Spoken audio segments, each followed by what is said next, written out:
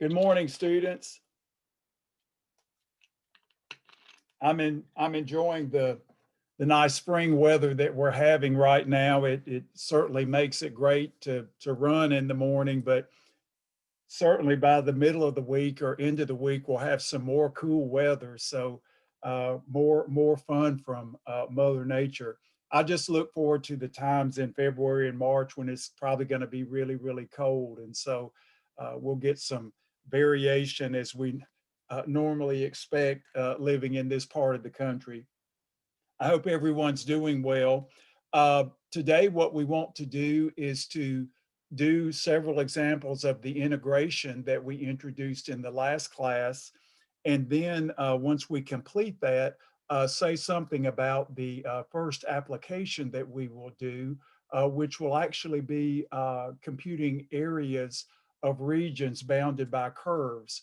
This is a topic you actually did in Calculus 1, but what we want to do is make it a little bit more general. So you're gonna see a lot of the techniques will be very similar to what you learned in Calculus 1.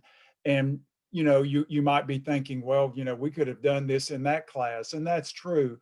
The thing is, we just have to subdivide the topics because each of the classes gets so filled, and so it's a good thing when you actually learn a new strategy that doesn't require an excessive amount of new mathematics.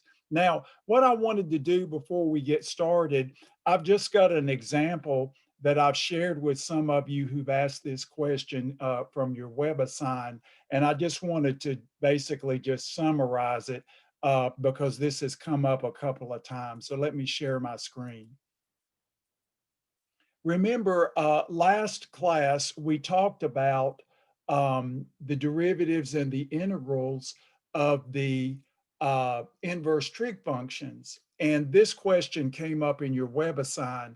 And I thought it was a really good question. And I answered several questions that some of you had sent me via WebAssign. And so what you notice here is that this is a fairly straightforward problem, but again, it's a new type of function. So we have the inverse cosine of x over 8. So that means that we're going to stretch the domain by a factor of 8. This is one of the topics that you learn in your college algebra class when you do your function transformations. And then, of course, in trigonometry, and it just comes back to haunt you with the same type of transformations to graph the basic trig functions. But what I wanted to show you is that as we learned, the derivative of the inverse cosine is just the negative of the derivative of the inverse sine. So we have the 1 minus the square of the argument with the negative. And of course, the chain rule here, the derivative of x over 8 being 1/8. Now, most of this algebra is very simple. We did a lot of this last class, but what you see, the 1/8 basically absorb, and we're left with a function that's always negative. So, of course, we lose the endpoints. That's not very much a surprise. We saw that last class. So basically, if you think you're going to have to compute the second derivative, you go ahead and write this in a more convenient form to apply the power rule again. But notice, since the function's always negative, it's always decreasing. So the maximum and the minimum will occur at the endpoints. Now, again, a lot of times in WebAssign, they will denote that you give the ordered pair. Just remember the actual maximum or the minimum is the value of the function. But sometimes it's convenient to write the ordered pair. And so that's what they're asking you to do. Again, when you think about plotting a curve in Calculus 1, you always need the x coordinate going along with the y coordinate. So that's just a feature of the WebAssign. And of course, the WebAssign will tell you things, and then sometimes it's hard to actually see it because you're so focused on working the problem. But that's good that WebAssign will help you follow the directions better. I know it helps me as a math professor. It keeps me on my toes. Now, the second part I just wanted to share with you is that the problem asks about a point of inflection. And so that addresses the concavity. So you would need to take the derivative of the first derivative, which we can easily do with the chain rule here. The negatives absorb, subtract 1, and then, of course, the derivative of the inner function, negative 2x. Now what you see here is that we get the negative of x divided by the 3/2 power of 64 minus x squared. Again, no endpoints here as we saw here. But the concavity can change because this actually can be 0 when x is 0. Sometimes it's a very simple process to figure out zeros, but just like you did in Calculus 1, you can see at 0, the concavity does change. The sign of the second derivative changes. You can use a test point here like a -4 and a +4 here if you like. But that defines the point of inflection. And then, of course, WebAssign asks that you type the x and the y coordinates of the point of inflection. But you remember this graph from pre-cal. That is, this was the standard graph that you use for the inverse cosine function. And the only thing I added here was the stretching here in the domain. Again, keeping the same shape, but just having a little bit more flexibility on the x-axis. So I thought this was an interesting problem. I didn't mean for it to be a burden type problem. But again, what I thought was good about it is that it just basically emphasizes some of the basic techniques that you learned in Calculus 1. And another thing you'll notice, this doesn't have any asymptotes. They always, WebAssign will ask you for things and just to keep you on your toes. And again, this is not like a hyperbola where it has slant asymptotes and it's not a rational function. But when you look at the derivatives, you certainly see asymptotes. So, you know, had they asked you to graph one of the derivatives, it would have been a little bit different. But I just wanted you to note that occasionally there'll be a problem that will drag you back to your previous class. And that's what Calculus 2 does a lot of. So I thought I would just go over this just to give you some ideas about what we did on the last lecture. Okay, now what I want to do are several examples. Some of you may have already worked through several of these, and that's fine. But I want to work some examples with some integrals, some certainly easier than others, but just to give us some practice with our new formulas. So let's just do several examples here. So the first one is a definite integral, 0 square root 3 over 2. Those are our limits of integration. And we have an integrand, 1 divided by 1 plus 4x squared. So basically what we want to do is keep abreast of the types of formulas that we derived last class. And then, of course, remember all of the interesting ideas that we learned in Calculus 1. A lot of times we want to use those new formulas, but also think about what you already know and let's put the two together.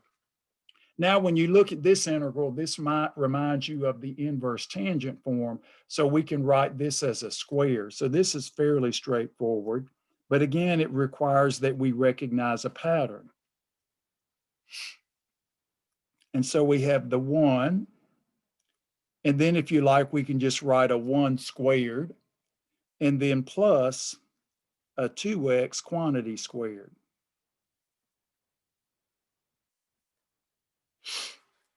Now, when you look at this, this is the kind of item that you like when you think about your Calculus 1 integrals. It looks to be that we have a 1 squared, or a is equal to 1, and we have a u, which is 2x. So you can go ahead and write this down if you like. A is 1, and u is 2x. So now, if you will, the differential du equals 2 dx. So now, in order to make our integrand or our integral table ready, we need a 2 here, which we can easily compensate for. So now we have the integral 0 square root 3 over 2, and then we have 1 squared. And let me just go ahead and do this while I'm at it. Go ahead and move the differential into the numerator. That's okay. We'll just do the 2 dx right here. Just bring this upstairs. Plus 2x quantity squared. And then, of course, to compensate for our 2.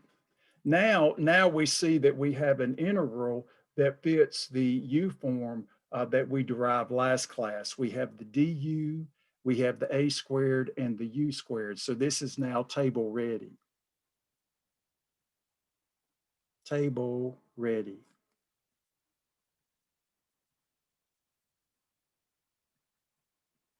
So if you will, we'll go ahead and fill everything in. So we have 1/2. We have the inverse tangent. I know a lot of you like the arctan. That works fine, and WebAssign likes that too. So we have the inverse tangent. Now we have 2x over a. And then, of course, remember the 1 over a here, again, is just 1 over 1. So if you want to go ahead and write that in, that's fine. The 1/2 just came along for the ride. So you could just say 1 over 1, just to remind you of the 1 over a. And then, of course, here we just get 2x divided by 1. I'll leave that 1 out. And then 0 square root 3 over 2. So now by the fundamental theorem, we just have 1/2. And so now we can do the inverse tangent evaluated at root 3 over 2. So this will be 2 times root 3 over 2 minus inverse tangent. Now we just have 2 times 0. So I'll just write 2 times 0. Sometimes we'll put in all the details. Sometimes we'll just say, well, the 2's absorbed, but it's good to go ahead and get all the details present. So we have 1/2. More detail is good when you're working through the basic ideas. So the 2's absorbed, and we have inverse tangent square root 3. And then, of course, the 2 times the 0 is just 0. So we have inverse tangent of 0. So now we have 1/2. And now the inverse tangent of square root 3 over 2, that will just be when the tangent is the sine is root 3 over 2. That'll give us pi over 3. And then, of course, the inverse tangent of 0 is 0. So this gives us 1/3 times pi over 3, or pi over 6. Now, again, this is a standard. I mean, if you think about what you did in Calculus 1, this kind of fits the Calculus 1 paradigm. But again, we have a new formula, the inverse tangent integral formula, which comes up all of the time. So again, very straightforward, but don't look at these problems as being just so simple. There are lots of ideas moving through these problems. And I, as a math professor, have to always make sure that the concept that I'm trying to get across is clear. Many times we will get into a routine and things just come second nature, and that's fine. But when you're taking a test or you're doing a quiz, you really need to fill in all the details, because it's hard to check something that you didn't write. And even though it's very simple, sometimes best to put a little bit more detail. Now, let's look at another example. So this is a good standard definite integral. The next example, again, is a definite integral. just doing a couple of definite integrals early on. And this uses another one of our formulas. So in this particular case, let's see what we have here. We have the integral of the square root of 3, upper limit 3, and then we have 1, and we divide by x, and we have the square root of 4x squared minus 9 dx. So of course, when you look at this, we're thinking, well, this is the inverse secant form, and that was kind of a thorn in our side to derive. The derivative formula has the absolute value because the function is always increasing. So don't forget that absolute value. Just remember, if an argument is always positive, like x squared, you can leave out an absolute value because it's not going to change anything. But when in doubt, put in that absolute value. I don't want you to have to always feel like you have to make assumptions. And just remember, a variable x can take on all kinds of signs, plus and minus. So when in doubt, just go ahead and use that absolute value. That's the tricky part of the way that we define the inverse secant. And we live with it because we get some other nice attributes from that definition. Now, of course, we're thinking we need the U, we've got the A, so let's go ahead and rewrite this and make some adjustments. So we have square root 3, and it's always good to push the equal sign over if you want to make some adjustments in this problem, but again, we just do as we do. So we have 1, and here we have an x. So I'm going to use a bracket now so we don't have to write the square root sign so many times. And so we can write the 4x as a 2x quantity squared. And then, of course, we can write the 9 as a 3 squared, if you will, 1/2 dx. Now, just like before, this is pretty much set up for our inverse secant. So first, we have a is equal to 3. And again, the u is 2x. And then, of course, du is 2 dx.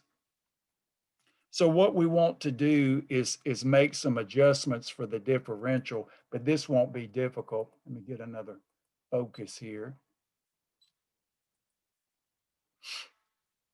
So when we look at this part, we're thinking, okay, well, we can get the 2, but then we also need the 2 here for the u. So those will basically pay for each other.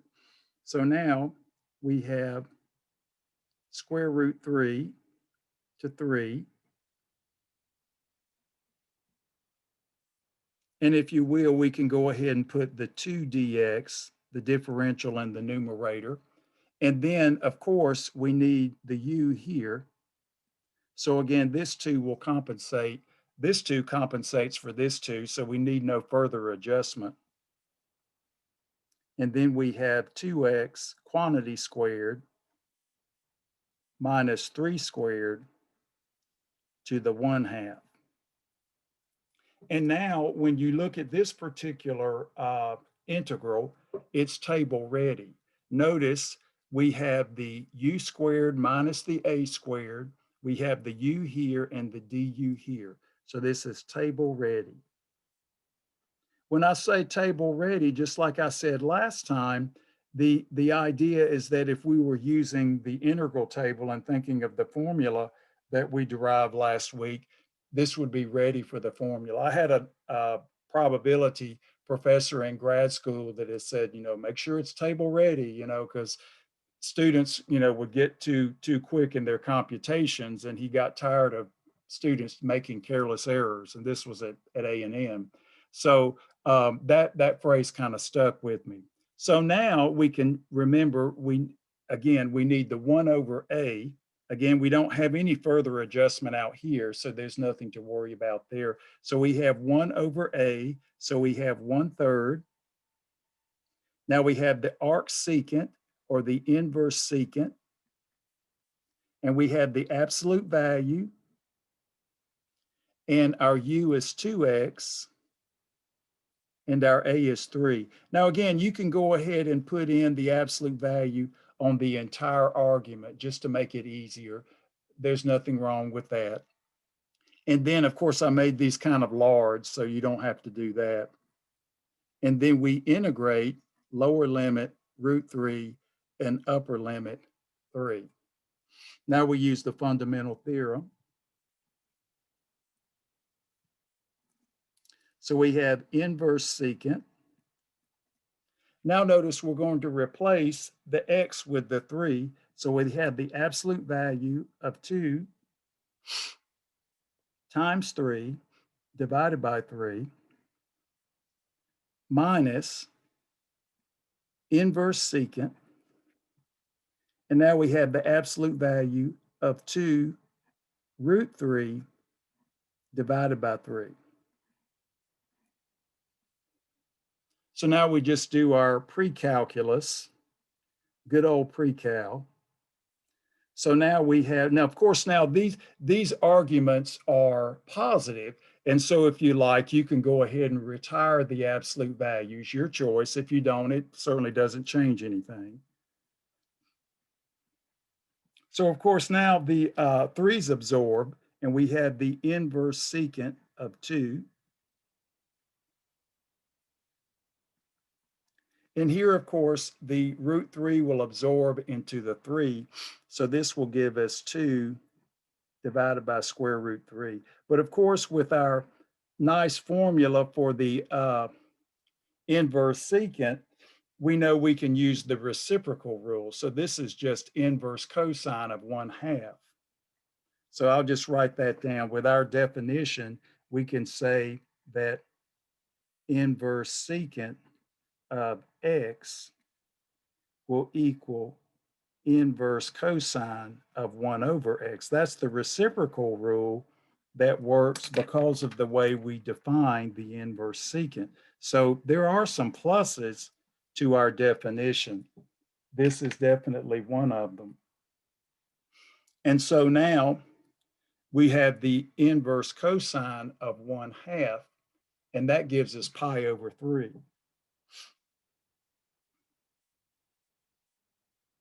So again, you can think of this as the inverse cosine of 1/2, and now this is the inverse cosine of the square root of 3/2, which is pi over 6. So this is useful.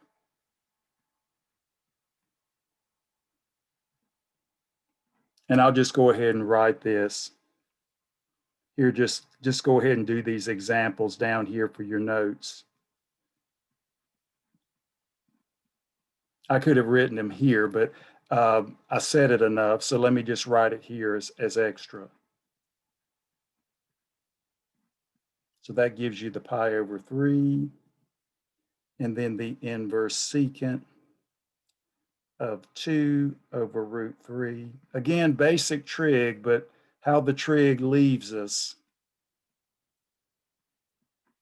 3 over 2, which is pi over 6. So these are the calculations that I did using the reciprocal rule here. And I'll move this up so you're sure to see that.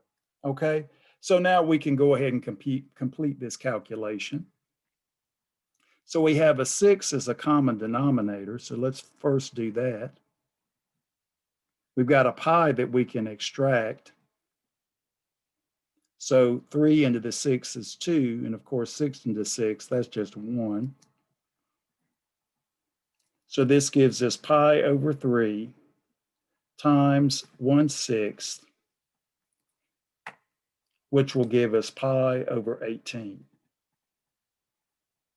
Now again, I just want to make a comment here.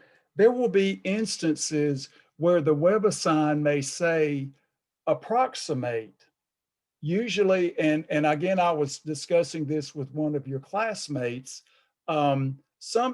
Many times, you know, as you type an expression, the tablet comes out and it has all of your nice symbols, your Greek letters, your square roots, your all of the nice symbols that you use for an exact computation. But there will be occasions, for instance, when the tablet or the calc pad doesn't come out when you click on the box, and that's when you need to be aware that it may say round to a certain number of decimals or truncate to a certain number of decimals. So in that case, it means you take your exact response and do like a Google calculator approximation.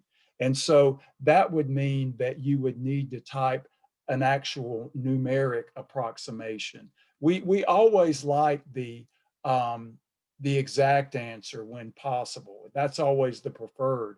But I will say this, anytime that calc pad comes out, you can type exact, even if the problem requested an approximation. There are times when you can kind of usurp that, but usually, especially when I teach pre-calculus, the students have to decide, okay, it didn't ask me for an approximation, so I have to type the square root of 2, or it asked me for an approximation, so I need to use my Google calculator. So be aware of that as you're working. Again, kind of a nuisance, but there are occasions when you're in physics and in math and even in engineering when you do need a decimal approximation, because maybe you're working with a client that needs to think of it in terms of actual decimals.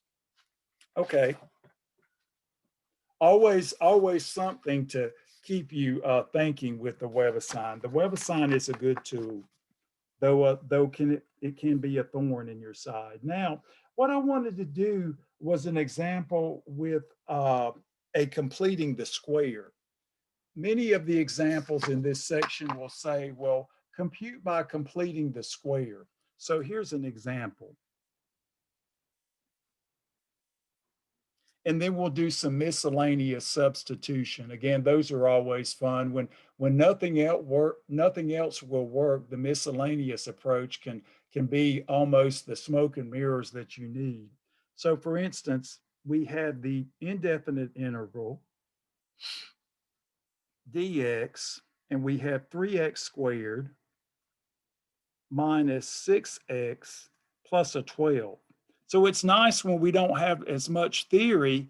The theory is good for us because it gives us grounding, but now we get to use all of that nice theory to do some new integral problems, which again makes us better at what we do. We have more tools to solve problems. Now, first, when you look at this is like a pre-cal problem. You've got all this extra stuff in the denominator. All of these terms have a 3 in them, so those are just in the way. So the first thing we're going to do is factor, because we like smaller numbers. So we'll do a 1/3.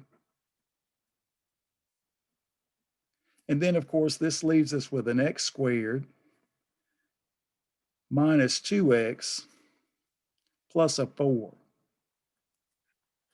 Now, when we look at this, again, we think about the last problem, or when we had the inverse tangent, and we're thinking, well, we need an a squared and we need a u squared, and we're keeping our fingers crossed that this is not an inverse hyperbolic, because if we don't get the plus, we can't do it. And that's what I was talking about last lecture. So first, what we want to do is go ahead and make an effort to complete the square. It's already monic, so that makes it even easier. So we get 1/3. And you can complete the square in the integral, or you can do a sidebar depending on how complex the integral is. This one's not so bad, so I think we can work within the integral. So we have the x squared. And of course, half of the coefficient here of -2 is -1. So we have -2x plus a 1 to complete the square, and then of course we pay for it.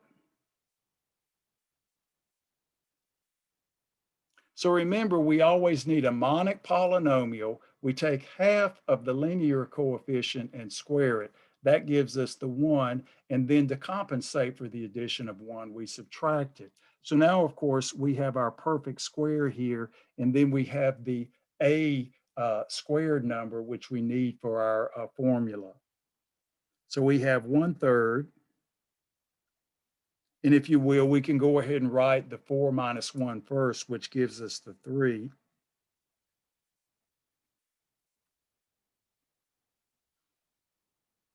And then, of course, here, the x squared minus 2x plus 1, we can just write that in shorthand notation as x minus 1 quantity squared. Now we can go one more step. This is just making it look a little more user-friendly before we write down our u. So we can write the 3 as the square root of 3 squared. And of course, the x minus 1 quantity squared dx. So this is starting to look pretty good. We can go ahead and tabulate what we have. We have an a, which will now be the square root of 3. The u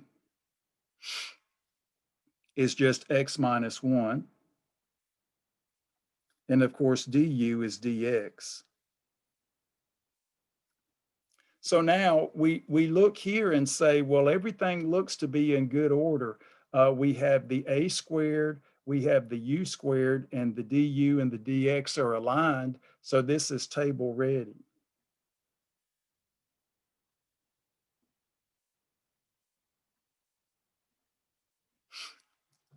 So now when you look at this, again, we have the 1 over a. Remember, the inverse sign doesn't have the 1 over a, but we have a 1/3 that's already hanging out. So we've got the 1/3 from the initial calculation. Then we have the 1 over a. So this is 1 over square root 3. And then we have the inverse tangent of u over a. Okay, u is x minus 1. And of course, a is the square root of 3. And we can tack on the obligatory constant. Now, the idea here is that WebAssign's very flexible. I have no care for irrational numbers in denominators. That's fine. I actually prefer 1 over root 2 instead of root 2 over 2. But if you want to clean this up a little bit, you can just write the 3 and the root 3 together. WebAssign will only be looking for a response that is equivalent. And good mathematics, again, you can rationalize all day long, but really you don't need to. So just remember, when you are doing an indefinite integral, WebAssign will usually format by saying use an uppercase C for the constant of integration. And that's important. Again, use the variables that are given in the problem, because the computer algebra system has to verify the symbols. And if things need to be separated with a comma, then do that.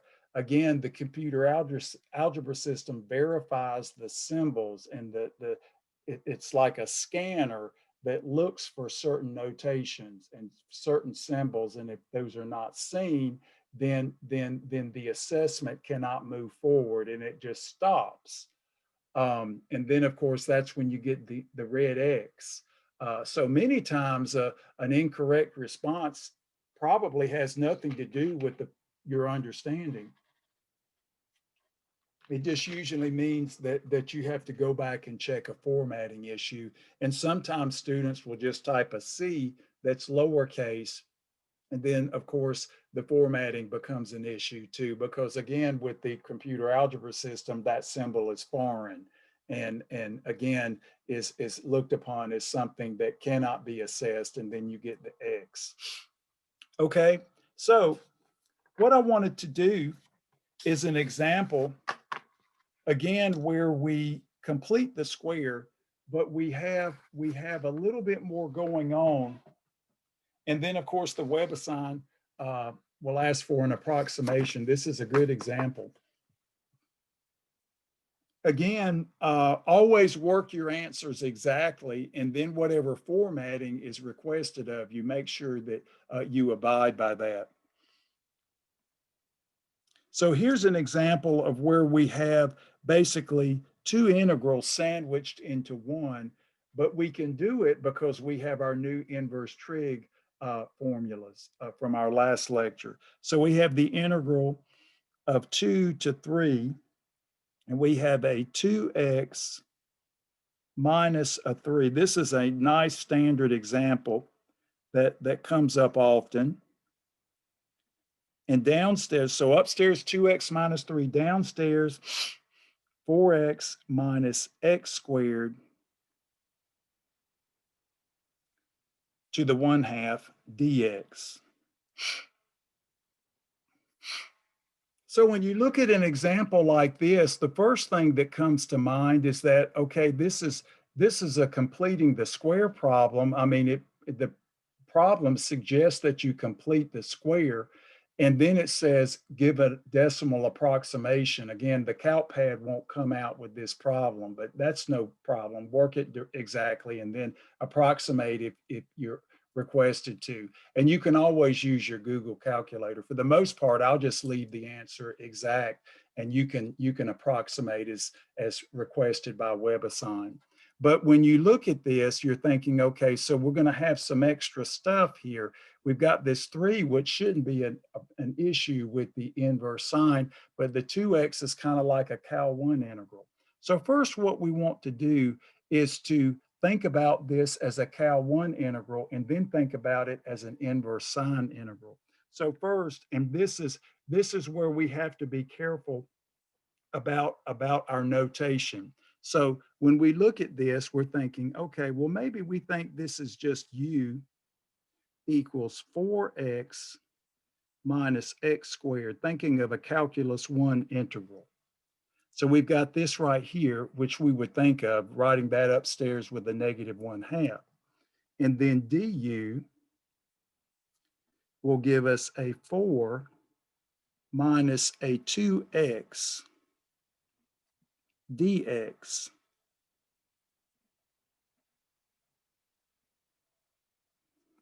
So when we look at this, we're thinking, well, we almost have that as far as a differential. We can always rig it to get this differential to move the problem forward.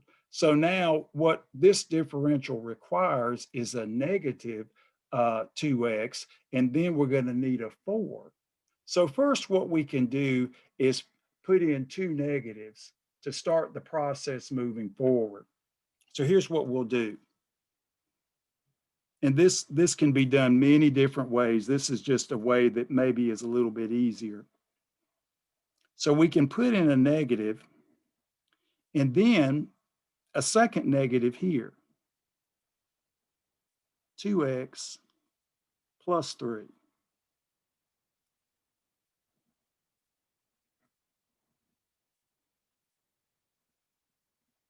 Now, again, when you look at this, this is not set in stone in the sense that if you think about this, you just look at it, just ponder this a little bit. We've got a negative 2x made negative, so that's a 2x.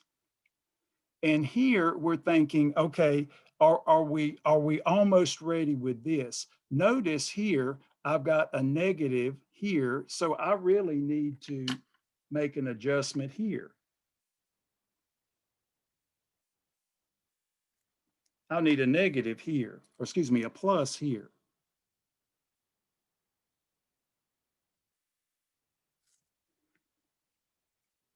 Let's see, if we do, and again, notice, there we go, I'll get it. Now, when we look at this, notice we've got the negative, negative, and here we have the negative, which is a 3 made negative. So this is equal to this.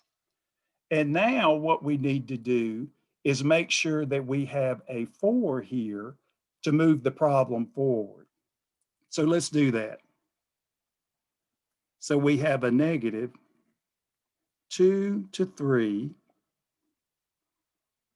negative 2x, and then we have a minus 3. Now, we want to convert this to a 4, and so what I want to do is to make this a little bit easier to do. So if I think of doing this, this says that I need a 7. So I'm trying a new way here. So we'll add a 7, and that will give us the plus 4, and then we'll subtract a 7.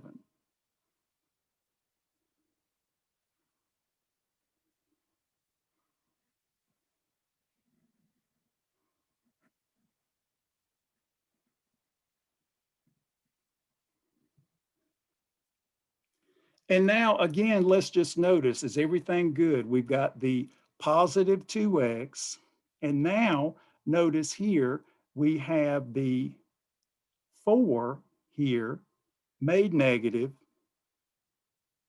then a negative. So let's just see if this works out. I'm trying something new here, and I want to make sure this is good. Let's see here. So we've got the negative, we got the 2x, and here we add the 7. That gives us the 4, and then that makes a negative 4, then the positive 4. That looks good. And then we have the negative negative here. So that looks good. Okay. So just trying something new here. If I have to switch it up, I will. So now we've got the negative 2x, and right here, we've got the plus 4.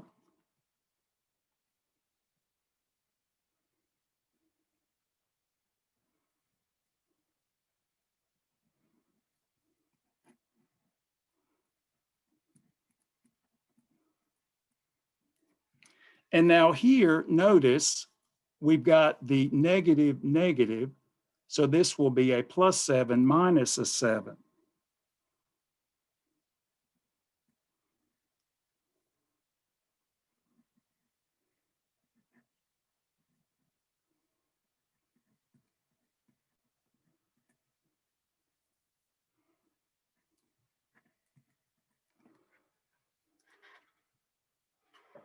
Now let's just see here and let me make sure that everything looks good here. So here, because I'm comparing this, I've done this 2 different ways, and I want to make sure that I get the same response in each case. So here, let me check something. We've got the negative here.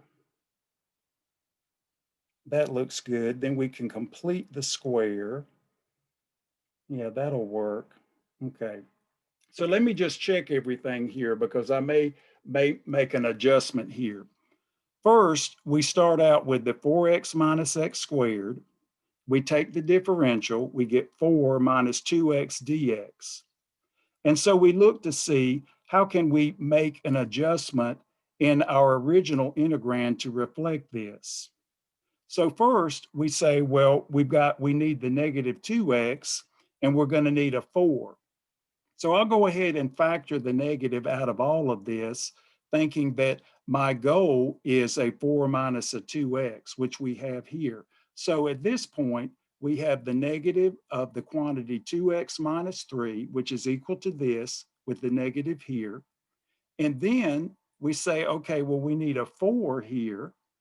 So we add the 7 and subtract the 7. Again, this will give us a 2x, in this case, plus a 4.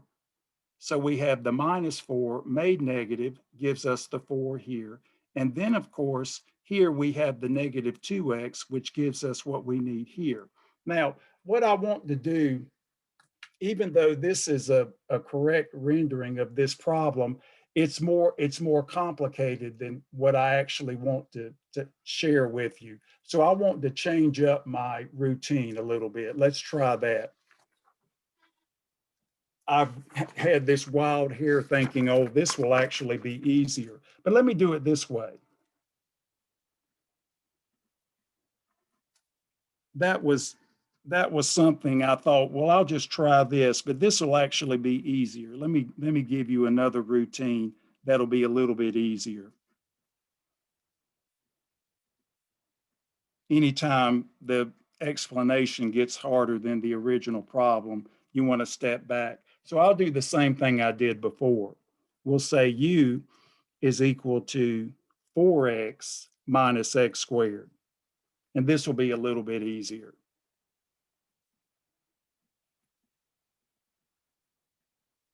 And now du will be 4 minus 2x dx. Now, in order to not have to worry about negatives with this number, here's a simpler way to do it. The other way was moving in the right direction, but it was way too complicated. So now let's do this. And what I want to do is just reflect everything I have here, but without the parentheses. So we'll have the 2 to 3, we'll have the negative, and then we'll have a negative 2x, and here I'll just do a plus 3. This will make the arithmetic a little bit easier without having to deal with all the parentheses. Now, when you look at this, we're good to go because all we need to do here to get the 4 is to add a 1 and then pay for it by subtracting a 1. And that's much easier. So let's do that. This is a lot easier. I think this is a cleaner way to do it. And I'll always give you a better way if I figure out something that's easier. That's just the mathematician in me. So we'll say add a 1 and subtract a 1. And while we're at it, let's just go ahead and write this as 4x minus x squared to the 1/2. Now this is looking a lot better. Now notice the easy part in this particular case is just the fact, let me just go ahead and get my negative in here. The easy part of this is the fact that the first part is just a calculus 1 integral, and the second part is the inverse sine. So let's break it up into two pieces.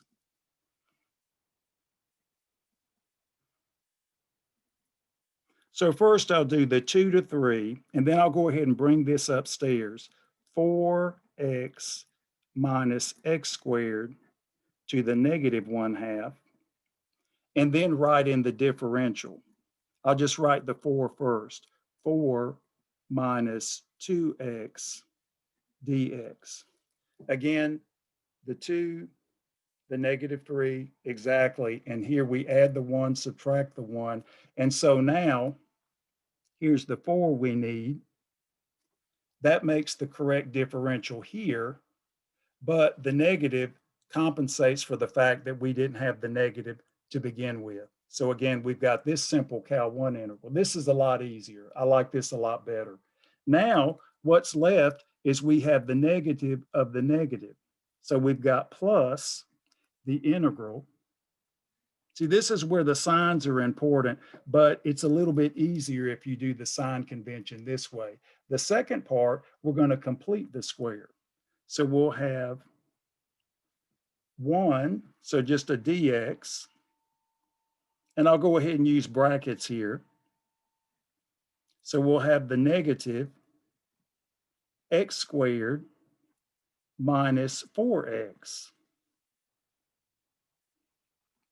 Now, of course, notice here we have the negative x squared and the positive 4x. We have monic. So we'll take half of the negative 4, that'll be a negative 2, and square it. So that's plus 4.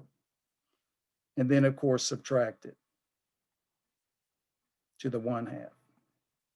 So this is a lot easier. This is much more straightforward. I don't, anytime you do a calculus problem, and I change things at the spur of the moment, I'll think something and I'm like, well, that's an interesting way. But if it's more difficult and not easy to explain, then it's not right. I had a chemistry professor as an undergraduate at Carolina, and it was an advanced organic chemistry class, and he was explaining a mechanism, and he got to the middle of it, and he said, kids, this is harder than the initial problem. He says, just forget this. I'll come up with a better explanation. And I always respected that because he said, what I'm thinking is correct, but it's more complicated than the initial problem. So I always remembered that. Now, if we look at this, this is good to go. We'll just do these as we need. Here, this is table ready.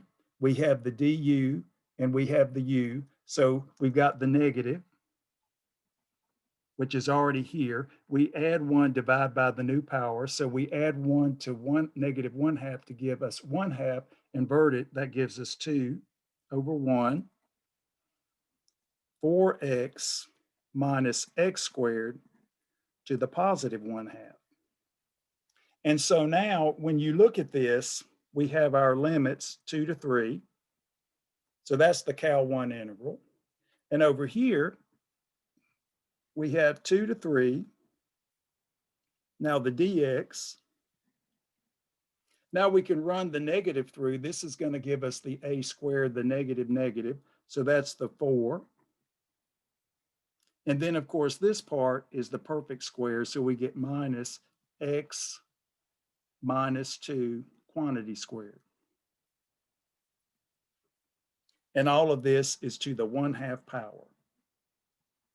So this gives us our inverse sine function. So this is what I wanted, or inverse sine form. This is what I wanted to tell you about. And this is a little bit more complicated because we threw in the negatives here and we've got the radicals. And so it's a more involved problem, but a very doable problem. So now when you look at this example, we have a equals 2, u equals x minus 2, du equals dx. So when you look at this particular example here, this is table ready. Table ready. Everything we do has a reason. Every part of the problem is important. And so we must make sure that as we move from one section to the next, everything fits together. So now we can go ahead and compute this. This will give us a negative 2 on the outside. Use our fundamental theorem. So we replace x with 3. So this gives us a 12 minus 9 to the 1/2 minus, and now we replace x with 2. So this gives us an 8 minus a 4. These numbers are a little bit simpler, so we don't have to write out all the arithmetic. So that's pretty straightforward. And then, of course, here, this is ready to go. Let me just put a plus here. So remember, the inverse sine has no 1 over a. So we have inverse sine, or arc sine, of x minus 2 divided by a, which is 2, evaluated between 2 and 3. So when you think about this particular problem, it's really very straightforward. It just really means, how do you negotiate this part? And this is something I want you to look at. And you can vary how you do it. But I think this is simple. I think this is the easiest way to proceed and still maintain the differential. So now we have a negative 2. So this leaves us a 12 minus a 9, which is a 3. So that will be the square root of 3. And then, of course, here we have an 8 minus a 4, which is 4. Square root of 4 is 2. So we have minus 2. And now for the inverse sine, we have inverse sine, or arc sine. Let's replace the x with 3. So that'll be a 3 minus 2 over 2. So that'll be a 1/2. Again, that's pretty simple arithmetic we can do. And then, of course, if we replace the x with 2, that's a 0 over 2. So that's minus inverse sine of 0. So very straightforward there, okay? And now we can just run the negative through. The negative times the negative here, that'll give us a positive 4 minus 2 root 3. And then, of course, we've seen this before from our unit circle. The inverse sine of 1/2 will give us pi over 6. Think of the unit circle. And then, of course, the inverse sine of 0 is 0. So now, this just gives us, if you like, 4 minus 2 root 3 plus pi over 6. And this is where WebAssign actually asks you to do a 3 decimal approximation. But this is the exact answer. One of your classmates asked about this, and this is when I actually thought about how I would uh, address this problem. And this was actually how I thought about it initially, and I've done like in your class notes. But occasionally you'll think of different ways to set up a problem, but that new way may be more difficult than a way you've already set up. So I found myself many times in grad school starting a proof and like, oh man, I'm going down the wrong direction. I won't be able to do this case very well. So let me back up and make it a little bit simpler cases. So that's how we have to look at integral problems. We may take a particular route that seems a little bit difficult, then we find something that's simple. So remember, with your WebAssign, you'll be asked to do a simple approximation of this, but always work to the exact answer. That's really what we want to be able to do. So very good. That was a fun problem. Now let's look at some miscellaneous substitution. So again, take this problem and rework it um, just to practice with the technique. Try different ways. I just think that this was a little bit simpler than my initial approach, but there's nothing wrong with creativity. You just want to make sure that your calculations fit together seamlessly. And if it's harder to explain what you're doing as you move through the problem, it's best to try a simpler approach, which is what we do as math students, and what I definitely do when I do my own research as a math professor. Now, here's an example. Like I said before, maybe we end up with a problem that looks like something you saw in Calculus 1, but it doesn't fit any form. And then you think miscellaneous. So here's a nice example of this. Your book has plenty of good examples. So there's always extra problems to do in your ebook. Now, when you look at this example, the first thing you think of is that, well, this doesn't fit any of the new forms that you taught us, Professor Ron. And it doesn't really look like something we did in Calculus 1. So the idea is what Dr. Larson does is he introduces miscellaneous substitution in Calculus 1. So what I would suggest here, this, unlike the last problem where you kind of knew what you had to do, this just says, well, if there's any hope of getting an antiderivative here, we have to focus on the square root. And again, my techniques will probably be a little bit different, but still easy to remember. So we want to think, and I'm going to write this in red, miscellaneous substitution. Now, if you haven't done this, then this is a good place to learn it. And I'm sure you probably did this in Cal 1, but if not, it's an easy method that is very rewarding when nothing else seems to work. So what we do is this is a complete algebraic transformation. We want to transform this integral into something simple, maybe an arctan if we're lucky. So we have the square, u is the square root of x minus 2. Now, our intuition says if we can relieve ourselves of the radical, then we'll probably make the problem simpler. So now we have u squared, squaring will be x minus 2. Now, if you will, also from here, if we add 3 to this term, we get x plus 1.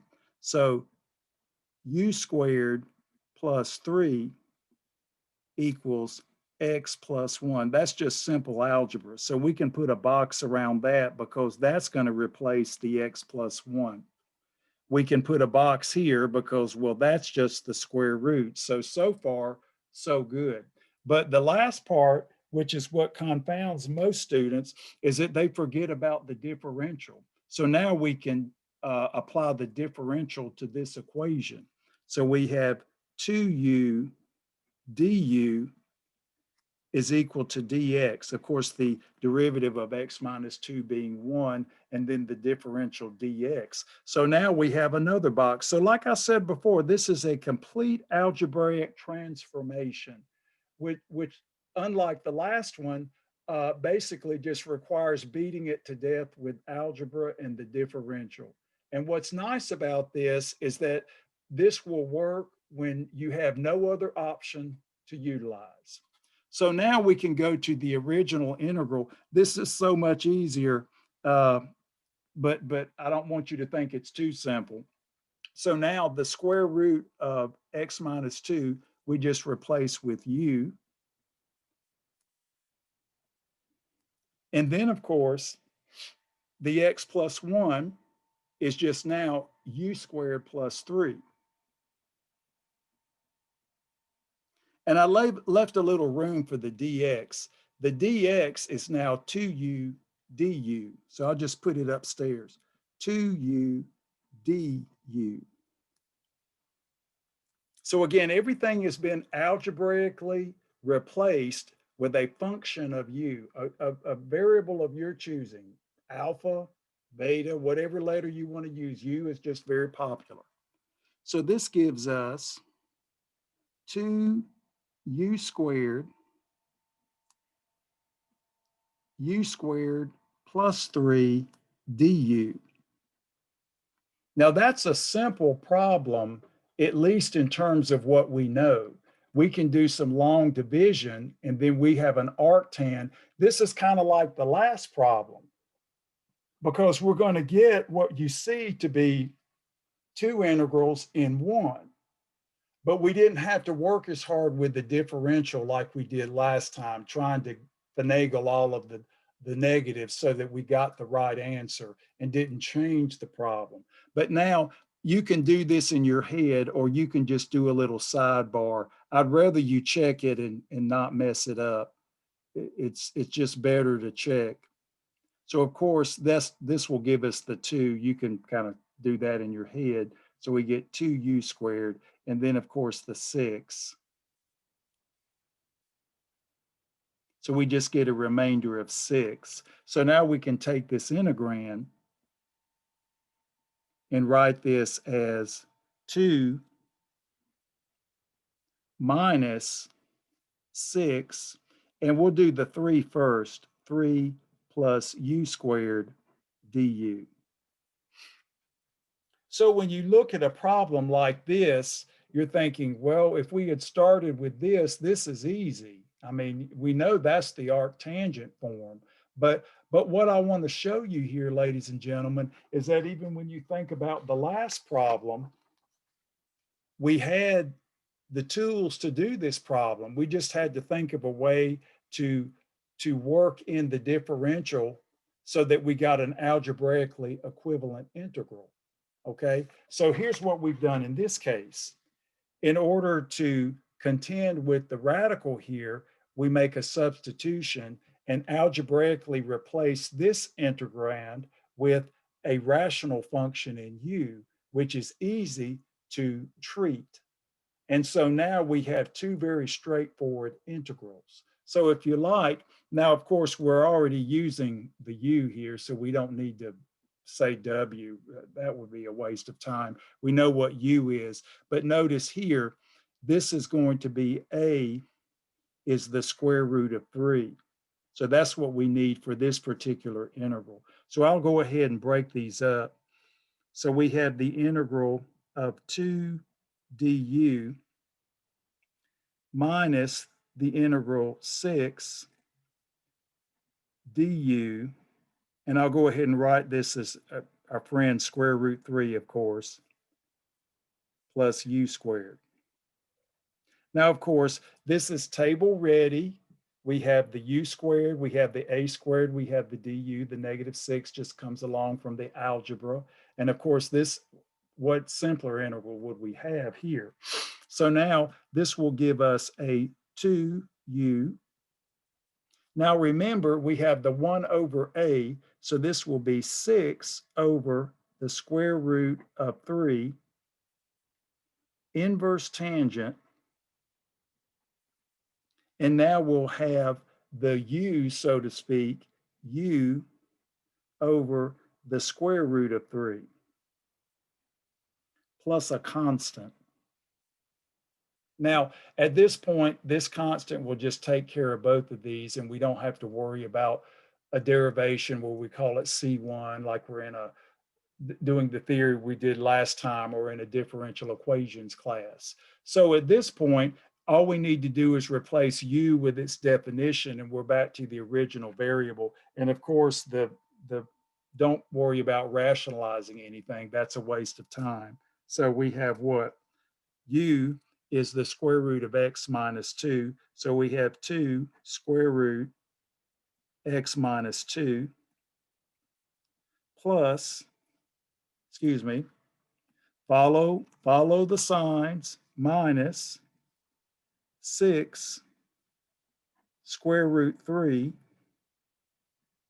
inverse tangent or arctangent. And now, if you will, you can go ahead and put the x minus 2 under the same square root umbrella if you like.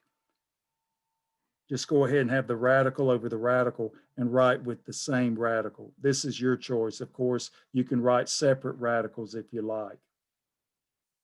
So this would just be the square root of x minus 2 divided by the square root of 3. And you could put those using your laws of exponents under the same umbrella and write it this way if you like. Okay. So what's nice about this problem is that miscellaneous substitution is an algebraic transformation. Just like with the previous problem, we did algebra to manipulate the integrand so we could basically produce integrals that we knew how to do. Same thing here, but just a little bit different approach, but we did produce integrals that we understand. So don't look at a miscellaneous and throw your hands in the air and like, oh, I'm not going to get this. You will. Just make a very straightforward substitution and you should be fine. Now,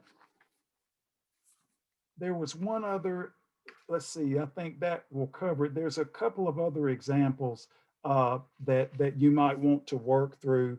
And of course, you can come to my office hours today and we can work on those if you like. There's a square root of e to the t minus 3, which is done the same way as this one. So that would just be beating a dead horse. So what I want to recommend here as you do these examples is when the approach is not for sure, try the miscellaneous. When you have what appears to be two integrals for the price of one, manipulate the differential, then break it up into two pieces as we've done here.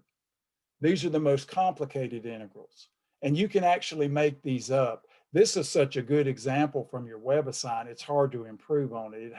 It has all of the bells and whistles that you would want in a problem like this. It's an excellent example. And thanks to one of your classmates for asking about this. It makes a very good lecture problem. And I think I've included this in the lecture notes on Blackboard, but it's a really good problem. Now, what I want to do is just to say, give a brief introduction to computing areas of regions bounded by curves. So when you actually do your calculus 1, the whole idea of the Riemann integral is that you introduce it via areas. Even though it's an algebraic construct, the nice application when you have a non-negative function, area below the function, above the x-axis, what we want to do is take that notion and say, what if we just had a lower curve and an upper curve, or a curve to the right and a curve to the left, and they basically bounded a particular region? Can we use the process of the area formulation of the Riemann integral to find the area, and we can. It's just a subtraction process. So what I want to do is a simple example of this concept, and it's very, very easy. So we'll call this 7.1, and we'll just say this: area of a region bounded by curves, maybe two curves, maybe more than one curve, bounded by curves. And curve is just a more general noun for a function. As we get into parametric representations at the end of the course, we will be more general thinking about a curve. Curves, however, don't always identify functions because they don't always satisfy the definition of a function, but curves are extremely important. So, for instance, here's an example. We have a function f of x equals x to the fifth plus 2. And we have a function, this is a very straightforward example that makes a good way to introduce this, x plus 2. So we have these two curves, and the question is compute area bounded by the curves, or compute area of region bounded by the curves. Now, you might think, well, we need to kind of figure out which curve, how they are in disposition, their relative dispositions and things, but this is easy to do. First, you might think, well, if the curves are fairly simple and we don't have any vertical lines, clearly they're going to have to intersect. So if the problem doesn't give you some vertical lines, the first thing you want to do is figure out intersection. And so what we first notice is both of these curves are odd. So we're going to, we're going to have something. Well, when you think about this, the idea here is when you consider a curve in pre-calculus and you make the definition of odd, even, whatever.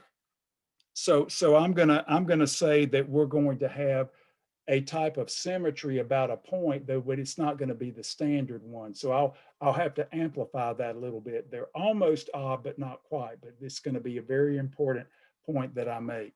So first, let's look at the intersection.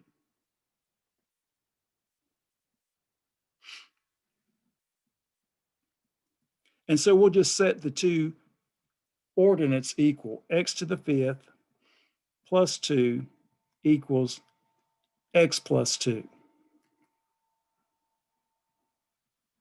And so, of course, the 2's absorb, and we have x to the fifth equals x. And then, of course, we can transpose to one side. So we have x to the fifth minus x equals 0. Equivalently, now we can factor the x. So we have x to the fourth minus 1. And of course, this is a difference of two squares. So we have x, if you like, we'll just do an x minus 0. And we'll do x squared minus 1, x squared plus 1. Sometimes we don't have to do as much work here, but we just looking at multiplicities and things. So we have x minus 0, x minus 1, x plus 1, and x squared plus 1 equals 0. Now, when you look at this and you think about this, you say, okay, well, we're lazy, so we're going to take the simplest function here, which is the g of x. And so now we're going to say this is true if and only if x equals 0, x equals 1, or x equals negative 1. Of course, this has imaginary zeros, so we're not, it's not that they're unimportant, but they don't give us anything we can deal with in the real plane. So now we look at this. So that gives us what, a 0, 2 as a point of intersection. And then the 1, we get the 1, 3. And then of course we get the -1, 1. So the idea here is that we have these functions, even though they don't cross through the origin, we don't get the origin symmetry, we're going to have a symmetry about a point. And that's where I was thinking originally when I looked at this problem. As a mathematician, you look at something and you think, oh, let's do it this way. And that sometimes that this way is not the best way, but you're always thinking. So now when we look at this, we can think, okay, well, what kind of symmetry are we going to have here? And is that going to make the problem easier? So this is where we can think about what you did in Calculus 1. And you can look at the notes on Blackboard to just gives a little bit more about the partition. But the first time you do this, it's nice to look at the example.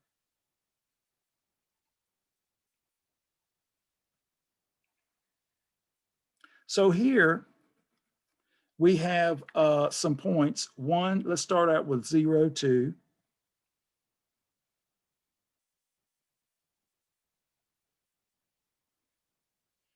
And then we'll do -1, 1. I'll spread this out a little bit more. -1, 1.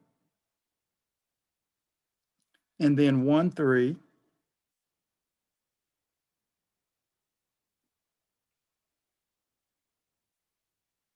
So first, what we can do is just draw the line. The line's the easiest.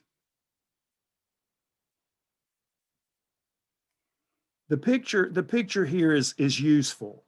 It certainly helps with the analytic part, and there's nothing wrong with drawing a picture.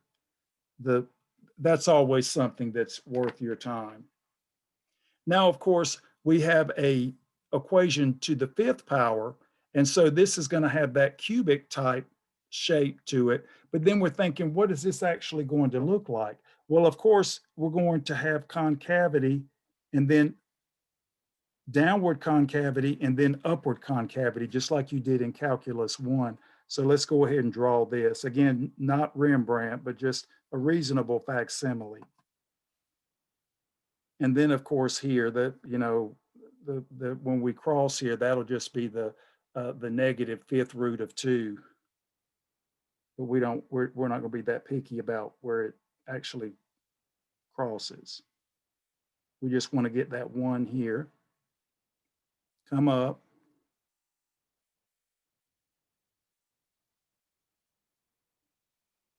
right there. So the idea is, I'm going to just go ahead and color this in red.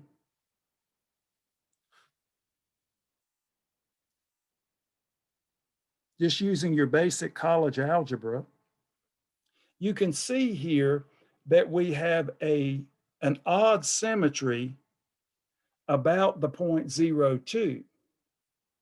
Because if we think of this as the new origin, then we have what we call odd type functions where we have this symmetry going on. So now when you look here, the region bounded here is replicated here.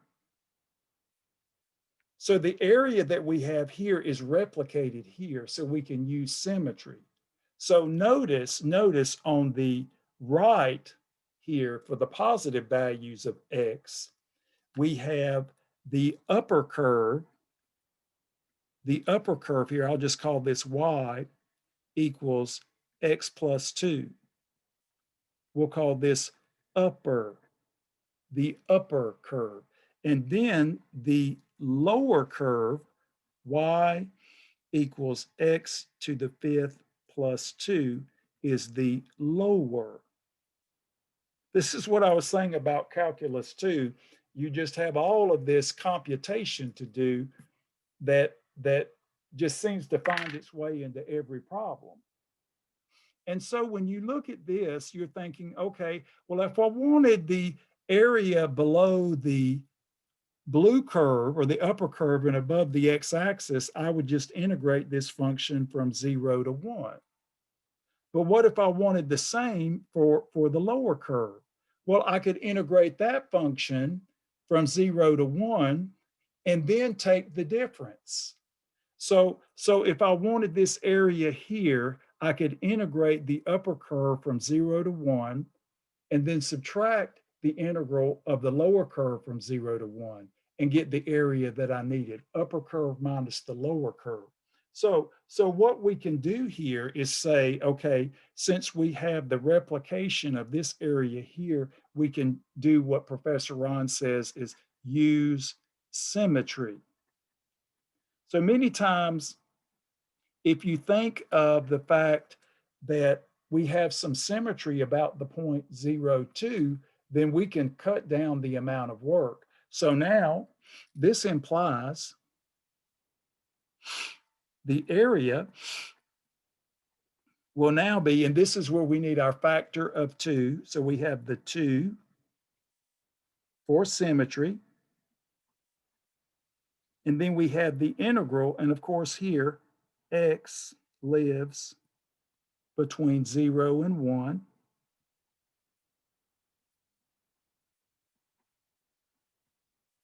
And that's a bracket there. So we have 0, 1. We have the upper curve, which is x plus 2, minus the lower curve, x to the 5th plus 2 dx. So this is upper minus lower. And if we were doing y independent variable, it would be right minus left. We would be thinking about looking at the picture that way. So the idea here is you think of the process of doing calculus 1, but twice.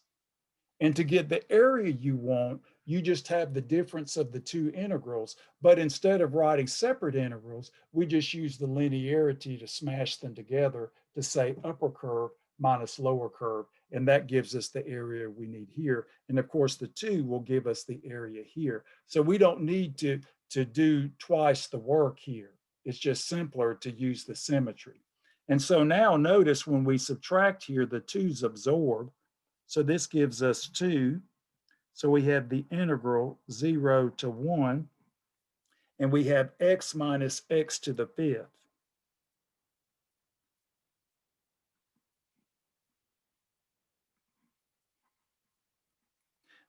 Now, of course, these are nice odd functions, but we already have the simple lower limit, so we don't have to worry about that. So this is a very simple integral. So we have 2.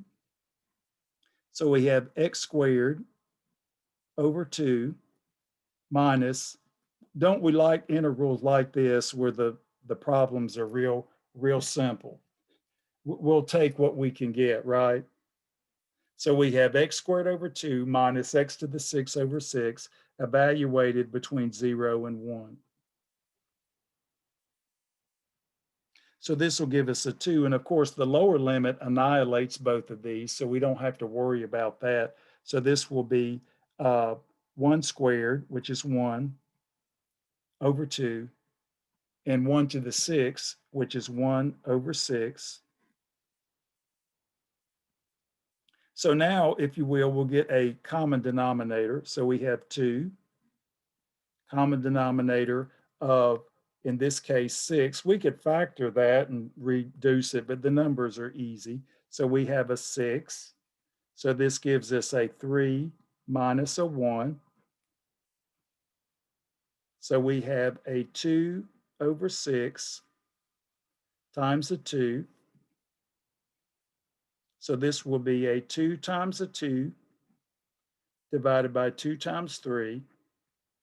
Of course, 2 of the 2's absorb, and that leaves us with a 2/3. Now, of course, these integrals are a whole lot easier than the ones we did previous to this. I mean, they're not as complicated, but we end up maybe doing more arithmetic. I don't know, it varies. Usually what I want to focus on here is the fact that we're taking a calculus one technique and applying it twice. We apply it twice. So we're getting the area below the curve above the x-axis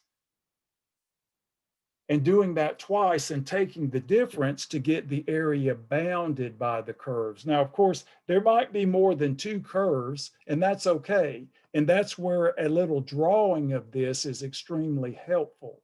But these will be curves that you're familiar with from pre-cal and cal 1. So there won't be a large degree of difficulty with these, but you do have to use just your basic analytic techniques from college algebra and pre-cal.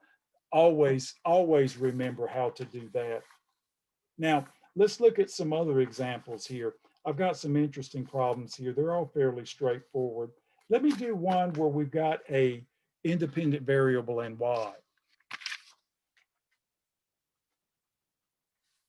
So again, this is finding the area of a region bounded by curves. And so here's a nice example. So we have, and you can call it anything you want, f of y. Sometimes I just call it plain old y, but it came to us in this way in the formula or in the problem. So we have y divided by the square root of 16 minus y squared. And then we have g of y, which is just like an x, equals 0. So that's like x, where x is the dependent. So think of it that way. And then we have y equals 3, which is just a horizontal line. So this is the vertical line, x equals 0, and this is the horizontal line, y equals 3. So the Dr. Larson kind of mixes and matches here. And then, of course, we want to compute area of region bounded by curves.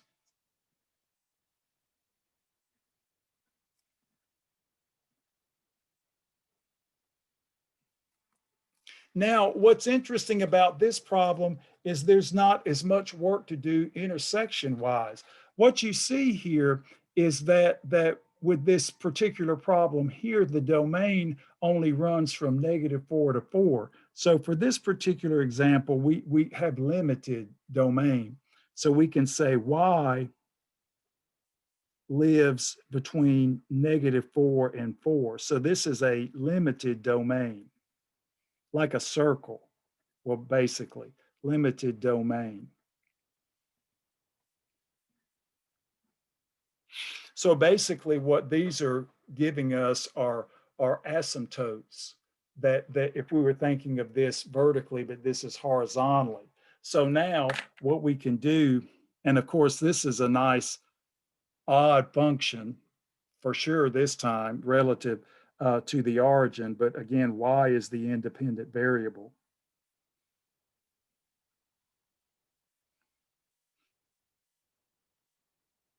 So a nice sketch just kind of gives you a way to look at the picture that gives you more confidence. And so if you like, we'll say 1, 2, 3, 4, and then 1, 2, 3, 4. So we've got these asymptotes. Clearly the function becomes unbounded as you approach 4 and -4, the wide value, of course. So this is good pre-cal. So we have y equals 4, y equals -4. And so if you will, again, the function, as we go from 0 here, this is y, and of course this is x. The function is positive, and of course, as we are in this area, the function, the y value here being negative, so we can draw this picture of the curve asymptotic.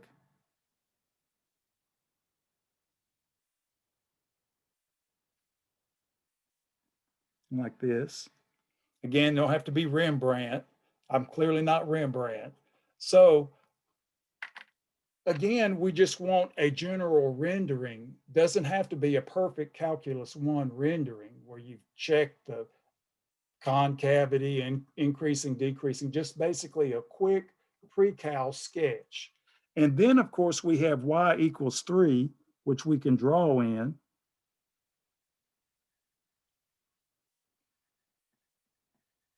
And then of course this is just x equals 0. G of y equals 0. So they throw that in just to trip you up. That's just x equals 0. That's just a vertical line. So now we see that we get this portion right here. I'll just outline it in red. So here we are right there. So this is where a little sketch is useful, basically because it provides the analytical part, just like the last problem. But what's good about the areas is this prepares us to do the problems with the solids of revolution. So we can think about a picture of a region that we want to revolve, but first we just need to get comfortable at dealing with regions. So now, what's interesting about this problem, this is much easier than the last one, but what we're doing is we're thinking about looking at the curve this way, where y is independent and x is dependent. Okay, so instead of turning the paper this way, I mean, you can think about this, and then you can think about this as upper curve and lower curve, just like we did before. The lower curve just being the 0. That's easy. We just have the upper curve. But now, since we probably don't want to always think that way, we can think of the right curve and the left curve. So here we can think of x equals y divided by the square root of 16 minus y squared as the curve to the right. And then, of course, the lower curve, well, that's easy. That's just x equals 0, which is the left curve. Again, you can think of it as upper and lower, just like we did the previous problem. There's no difference. We have Cartesian coordinate plane and we're stuck with it. And unfortunately, that's all we ever seem to do in math, but no one came up with a better way to plot things. So we're stuck with what Rene Descartes gave to us, and we're glad to have it. So now this is very simple. So this just implies no symmetry here. So the area, again, notice in this particular case, we've got the 3 here for the y. So y lives for this particular region between 0 and 3, right there. And so now the area, by definition, will be the integral from 0 to 3 of the right curve minus the lower curve. But now, if you will, you can go, we can write it this way, then we'll do it in the more user-friendly way, like we did the integral problem with the inverse sign, the problem that kept on giving. Okay, so now, again, the lower curve is 0, so you can just say minus 0 if you want. So now, to make this more user-friendly, let's write this as a Cal1 integral. So notice we're going to have a negative here. So if you want to think of this as u equals 16 minus y squared, du will be negative 2y dy. So we can make that adjustment. So 0 to 3, 16 minus y squared to the negative 1/2. And then we can put in the negative 2. So negative 2y dy. And then, of course, pay for that with the negative 1/2 here. So when it comes to doing these types of problems, most of these examples will utilize the techniques from Cal1 where we make the adjustment. And then, of course, we're table ready. table ready.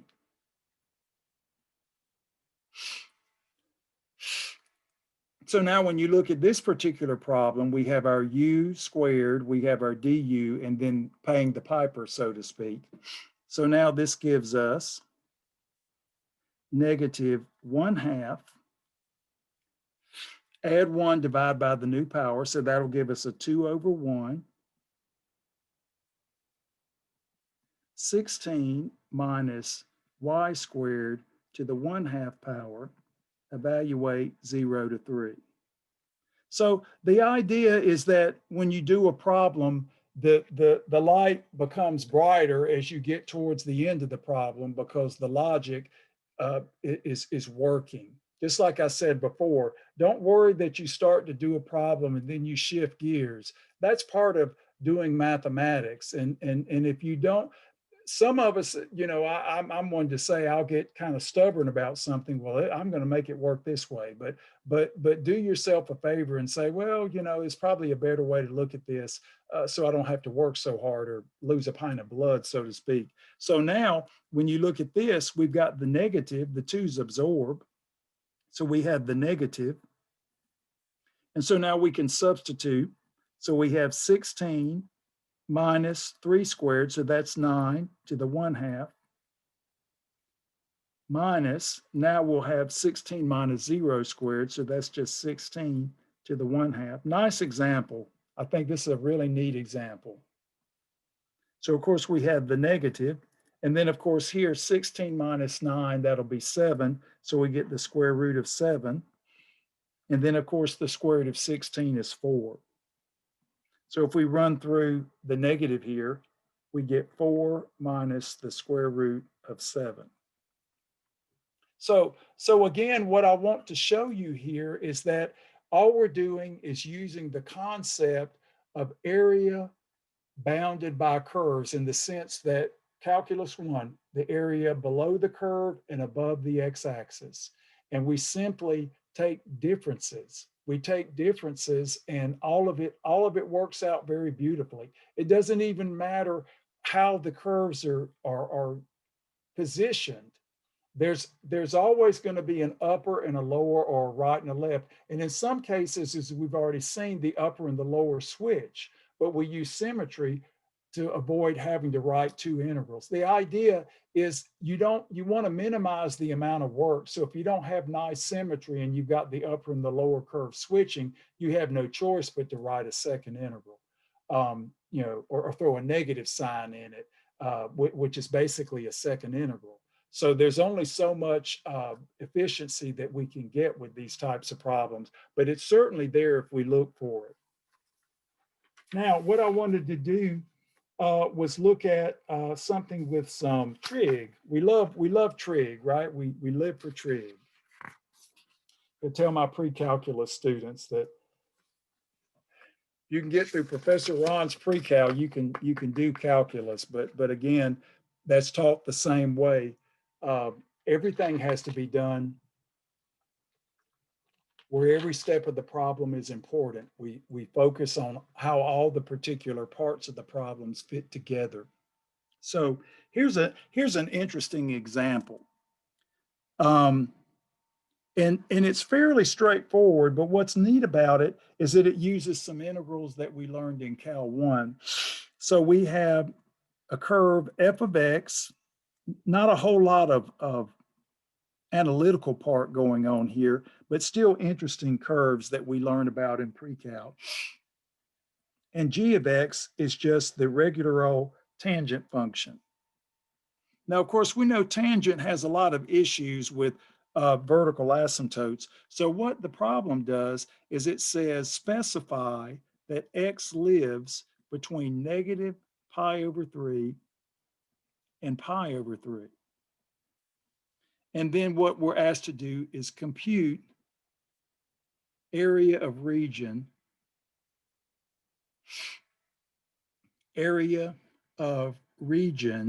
bounded by the curves. And then next class, we'll talk about solids of revolution and their volumes. We'll start out by boring a hole, a cylinder through a spherical metal ball to create a ring and figure out the volume of the ring. That's actually a neat problem that we can utilize the same type of technique we're doing now with just a small adjustment.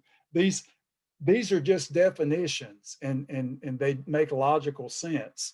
So now what we want to see here is that these particular curves, there's going to be some symmetry also. Notice the sine curve is by definition odd, and so is the tangent. So we don't have to work hard. We're going to use symmetry again like we did before. But notice that these endpoints are really good to us. So for instance, when we look at this, for instance, we'll say f of negative pi over 3 is 2 times sine of negative pi over 3. But of course, the sine function is odd, so the negative factors, so negative 2 sine pi over 3.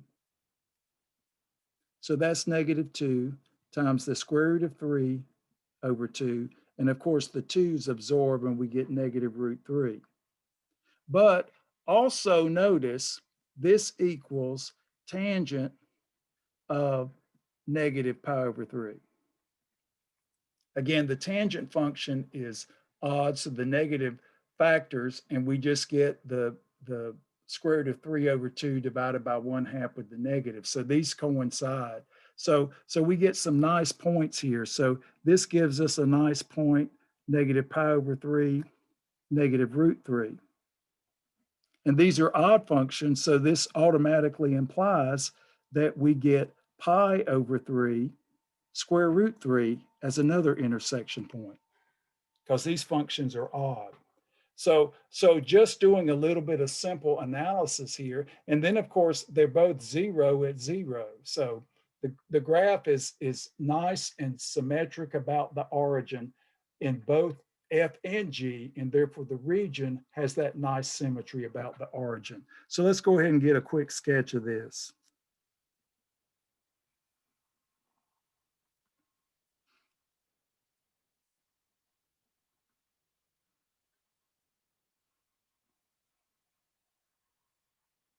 Now notice we missed the vertical asymptote, so I'll just spread this out enough so we can see it.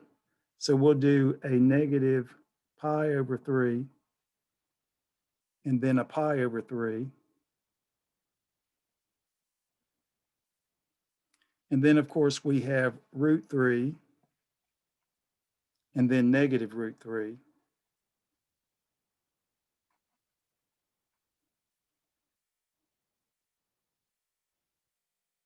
So about here, here, here.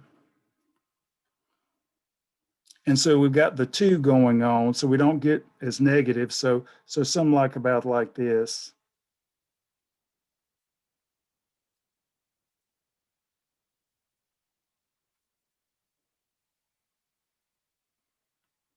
Well, I don't want to, we're still moving up through there. So we kind of keep going like that for the sine function. And then for the tangent function,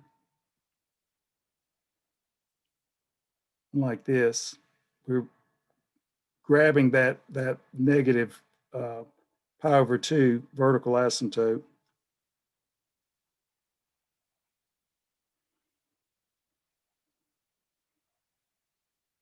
And then we kind of keep moving off a little bit that way, going to that vertical asymptote. So here, y equal tangent x. And here we have y equal 2 sine x.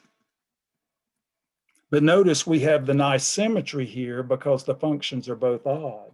So now when you look at this, we can use symmetry. So just using a very, very simple analytical technique, checking the points here gives us a very simple setup. And so this is where you get to use your basic rudiments of pre-cal.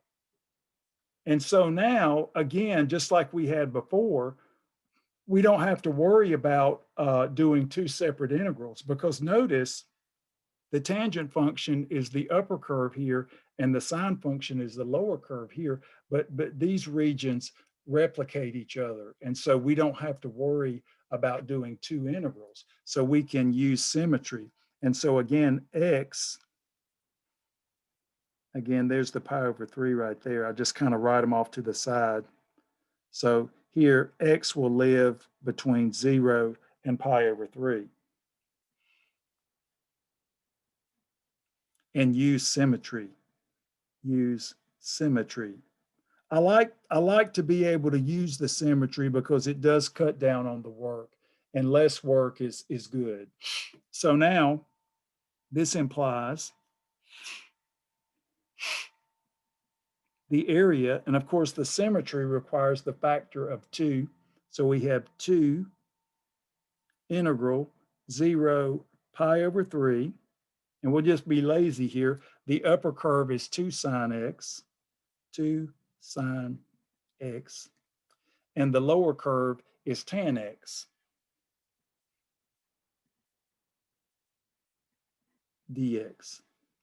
So again, just like the first problem we did, sketches will not, you're not going to be required to graph something that's just ridiculous. Okay, it'll be a curve that makes sense with your calculus 1 background and your pre-cal and college algebra background and the analytical methods that you used in those courses. So that will not be a stumbling block. Just the basic ideas that I'm doing here, but you see, we depend on it. Now we have two simple integrals, but here's a blast from the past. Remember, our tangent u du is just the negative natural log of the absolute value of the cosine. So that's a nice du over u integral that maybe you haven't done recently, unless you just did your Cal 1, so you did the du over u, but something we haven't talked about, at least in this class so far. So now we get 2. And of course, the antiderivative of the sine is the negative cosine. So we get negative 2 cosine x.